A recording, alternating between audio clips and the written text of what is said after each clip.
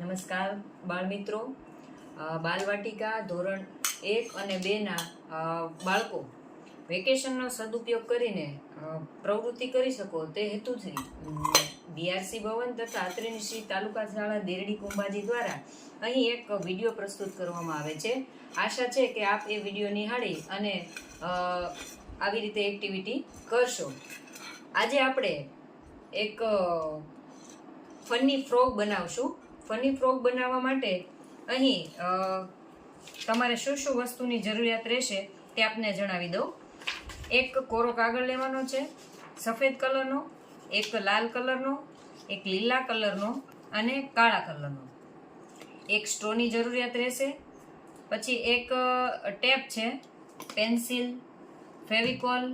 પછી આ 3 અલગ અલગ ગોળ રાઉન્ડ કરવા માટે આપણે અહીંયા વસ્તુ લીધી છે. તમે આ વસ્તુની જગ્યાએ કોઈ પણ વસ્તુ વાપરી શકો છો, પણ ધ્યાન એ રાખવાનું છે એક મોટું માપ છે, એક એની કરતાં નાનું છે અને એક સાવ નાનું છે. પછી એક કટિંગ કરવા માટે કાતરની જરૂરિયાત પડશે. પછી નાના નાના ગોળ કટિંગ માટે આવું પંચ મશીન જો હોય તો ઠીક છે, નહીતર પછી જાતે કટિંગ કરી લેજો. અને એક ગોળ કરવા માટે આવી રીતે ડીશ લઈ શકો છો. તો ચાલો બાળકો આપણે પ્રવૃત્તિની શરૂઆત કરીએ. ચાલો બાળકો આપણે શરૂ કરીએ. આવી રીતે A4 સાઈઝનો એક પેપર લઈ અને એને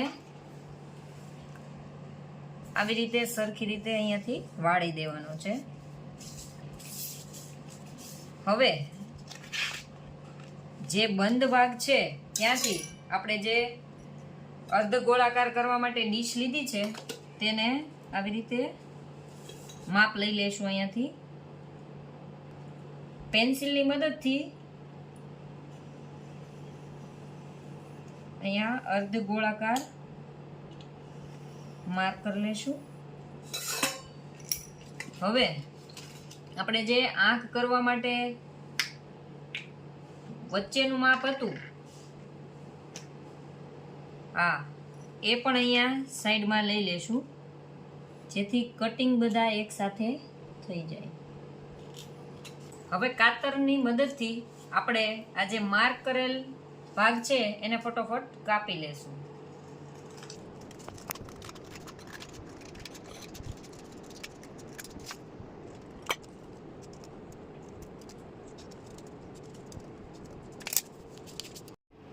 એવી જ રીતે જે આપણે બીજી 2 વસ્તુ લીધી હતી એના પણ માપ લઈ અને એને પણ સાથે સાથે કટિંગ કરી લેશું. એક સફેદમાં કરવાનું છે અને એક આવી રીતે કાળામાં. માર્ક થયેલ બંને ગોળને આપણે આવી રીતે કાપી લઈશું.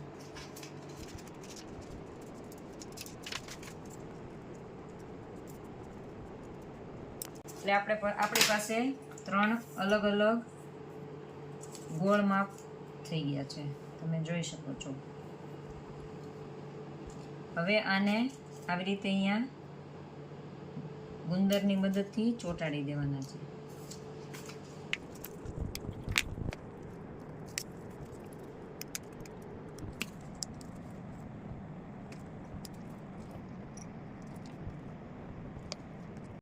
હવે આ પંચિંગની મદદથી એક વખત પંચિંગ કરીએ એટલે આવી રીતે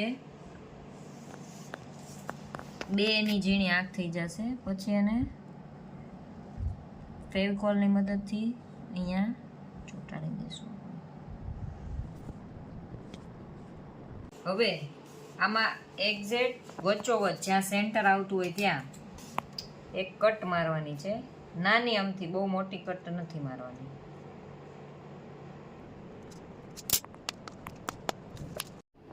હવે અહીં આપણે આંખના કટિંગ કર્યા છે અને આવી રીતે લાલ 2 ગાલ કટિંગ કર્યા છે. અત્યારે અહીં રાખ્યા છે. હવે એને ગુંદરની મદદથી ચોંટાડવાના છે.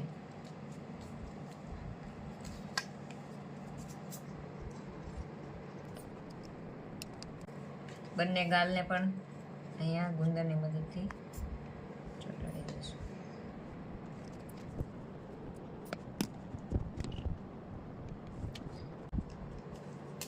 સ્કેચ પેનની મદદથી આપણે એના નાક કરી લઈશું. હવે જે આપણે એક કાગળનો કટિંગ લાલ કલરનો લીધો હતો એ અને સ્ટ્રોનો ઉપયોગ અહીંયા કરવાનો છે. સૌપ્રથમ અહીંયા સ્ટ્રોને નાનકડી એમથી ટેપથી અહીંયા ચોંટાડી દેવાનું છે, જેથી સ્ટ્રો હલે નહીં.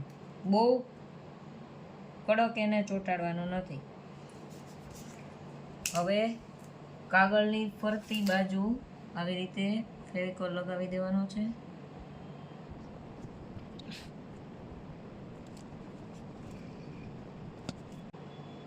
ક્યાંયથી હવા ન જાય એ રીતે આપણે એને પેક કરવાનું છે. હવે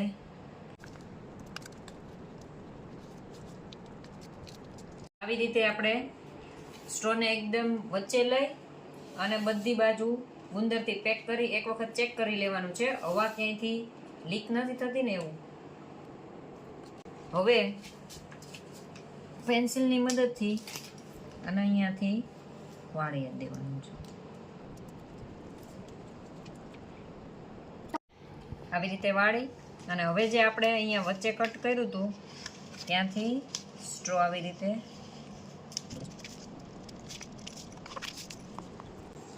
અહીંયા એક સેલો ટેપ મારી દઈશું,